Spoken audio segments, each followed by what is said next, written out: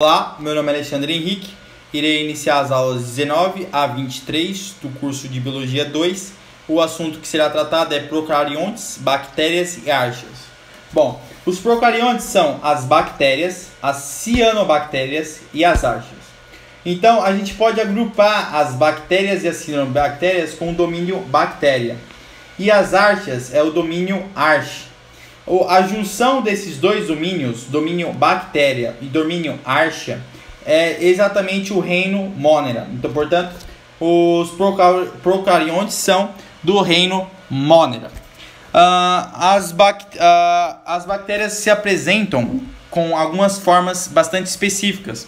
Tem as cocos, as vibrião, bacilo e espirilo. Tem a forma muito parecida com o nome. As cocos são bactérias arredondadas, o bacilo é uma forma alongada, o vibrião tem aspecto encurvado e o espirilo tem uma forma de um bastão retorcido. Vamos para as características. Todos os procariontes são unicelulares, portanto só tem uma única célula, digamos assim. Os procariontes não têm núcleo delimitado por uma membrana, portanto já o nome já diz procarionte, não tem uma carioteca delimitando o seu núcleo. Não tem organelas membranosas, portanto tem somente o ribossomo, citosol e plasmídio. Podem ser autótrofos, fotetizantes e quimiosintetizantes. Os fotossintetantes são as cianobactérias, que fazem parte do zooplâncton, e ela pega CO2 mais água com luz solar e forma açúcar. Já a quimiosintetantes, elas usam a oxidação para conseguir energia. Por exemplo, ela pega a amônia, e principalmente as fixadoras de nitrogênio. Elas fixam o nitrogênio e a amônia mais oxigênio, ela oxida a amônia e forma nitrato, mais energia. E essa energia ela pega para que as moléculas de CO2 mais água peguem essa energia e formem a glicose. Então elas são fotossintetantes e quimiosintetantes. Autotrofia não é só de matéria orgânica, e sim de tudo, de aminoácidos, nucleotídeos. Então os autótrofos nas bactérias também é assim. E tem também os heterótrofos, que são parasitas, mutualistas, decompositoras e fermentadoras. Então elas podem conseguir alimentos de duas formas diferentes, tanto autótrofa como heterótrofa. A gente vai falar agora das estruturas. E as estruturas da bactéria, primeiro a gente começa pela região mais externa, que é o capsídeo. O capsídeo é um polissacarídeo de açúcar, portanto, e tem resistência contra os antibióticos. Depois vem a parede celular, formado pelo peptídeo-glicano, portanto, proteína com açúcar, com glicerídeo. E tem também a membrana plasmática, que é a camada lipoproteica. Tem o hialoplasma, que é o citosol mais o citogel. Tem os ribossomos, que constituem a principal fonte de síntese proteica.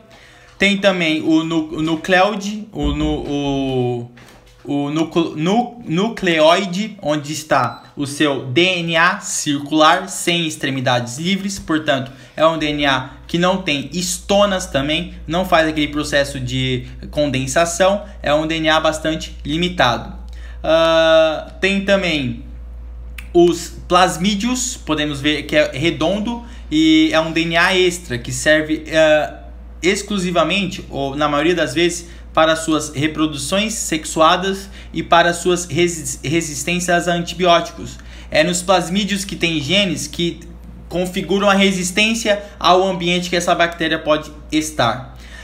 Não está mostrado nessa imagem, mas tem alguns fíbrias na bactéria, que são os pelos, como se fossem uns pelos, vários pelos assim, ó, vários pelos vizinhos, que são os pelos sexuais. É um prolongamento membranoso. Ele dá a adesão entre as bactérias e forma as pontes citoplasmáticas, é onde ocorre justamente o fluxo de plasmídios entre as bactérias. Existem bactérias também que têm flagelo, portanto usa para sua locomoção. Tem as bactérias que têm cápsula e tem as que não tem cápsula. A cápsula dá um fator maior de resistência aos antibióticos ou ao meio que esteja a bactéria. Bom, existem bactérias, como eu falei, que são autótrofas e fazem a fotossíntese. Então aqui está uma bactéria fotossintetizante. A gente pode ver os pingamentos de clorofila, a lamela, que é onde os pingamentos de clorofila está. Então é uma membrana fotossintética. O citoplasma das cianobactérias tem lamelas membranosas concêntricas e em sua superfície ficam aderidos pingamentos relacionados com a execução do processo de fotossíntese. Então a gente está vendo uma bactéria, uma cianobactéria, aquela que faz parte do fitoplâncton, junto com as algas e as cianobactérias que produzem oxigênio e matéria orgânica, pegando CO2, água e a luz solar. Bom, vamos falar agora dela no ambiente. As bactérias no ambiente, elas podem viver em solo úmido, água salgada, mares e oceanos, água doce, ar e dentro dos hospedeiros. Eu falei para você a nutrição, elas são heterótrofas, parasitam ou decompositoras saprofágicas, ou autótrofas, fotossintetizantes, cianobactérias, e quimiosintetizantes, exemplos das bactérias nitrificantes que convertem amônia em nitrato. A liberação de energia pode ser realizada por respiração, processo aeróbico, dependendo de oxigênio, e pela fermentação, processo anaeróbico, realizado sem oxigênio. As metagênicas podem liberar gás metânico, ácido lático, ácido acético e álcool. Então a fermentação pode ser aeróbica, que realiza as fermentações anaeróbicas sem oxigênio, que pode ter como produto o gás metano, o ácido lático, ácido acético e álcool. A reprodução pode ser assexuada, pode ser a bipartização, divisão binária ou cisparidade. Esses três nomes são sinônimos. E algumas bactérias produzem em esporos formas de resistência como as causadoras do teto e do botulismo. Então, se ela estiver em algum ambiente que não é favorável para ela, ela consegue virar esporo e ter a sua proteção. Assim, quando ela estiver em um momento de um momento bom para a sua sobrevivência, ela consegue justamente sobreviver. Ela tem grandes importâncias. A importância da bactéria vem industrial, porque ela consegue produzir antibióticos, substâncias produzidas por bactérias ou por fungo que combatem bactérias. E a principal importância dela, uma das, é a fermentação, processo que ocorre a produção de álcool, vinagre e produtos derivados do leite, como Danone, o próprio queijo. Então todo isso é feito por bactérias fermentadoras. Com a ausência de oxigênio, ela consegue fazer a sua captação de energia, a sua liberação de energia por fermentação. A ecológica é decompositora, portanto ela está no processo de reciclagem da matéria. Ela é biorremediadora, portanto ela pode pegar os produtos tóxicos e liberar produtos atóxicos. E ela faz parte do ciclo do nitrogênio, portanto ela entrega muito, ela participa do processo de crescimento das plantas, porque as plantas necessitam de nitrogênio para poder fazer os seus ácidos nucleicos. E também elas são fotossintetizantes. As cianobactérias são importantes componentes do fitoplâncton. O fitoplâncton é formado por cianobactérias e por algas, portanto, grandes produtores de oxigênio. Outra importância é as doenças. Algumas bactérias liberam toxinas que atuam em nervos. Exemplo, bactérias do gênero Clostridium incluem as bactérias causadoras do tétano, que provocam contração muscular prolongada, e do botulismo, que provoca paralisia muscular. As doenças bacterianas podem ser transmitidas por sexo, animais, sangue, lesões, água e alimentos e ar. Por sexo, as DSTs, ou melhor, ISTs, é a gonorreia, a sífilis e a clamídia. Em animais, o tipo e leptospirose. Sangue, lesões, sífilis e tétano. Água e alimentos, cólera, febre tifoide, botulismo, cárie e úlcera estomacal. E o ar, tuberculose, coqueluche, que é a tosse comprida, tosse de cachorro, difteria, croup e a amigdalite.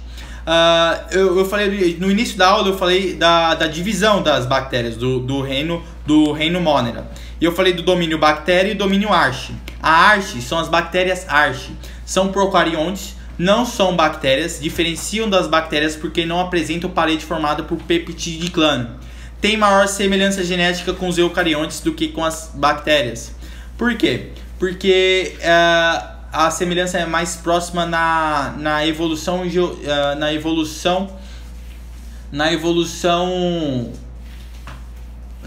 dos animais. Ela tem mais proximidade com os humanos.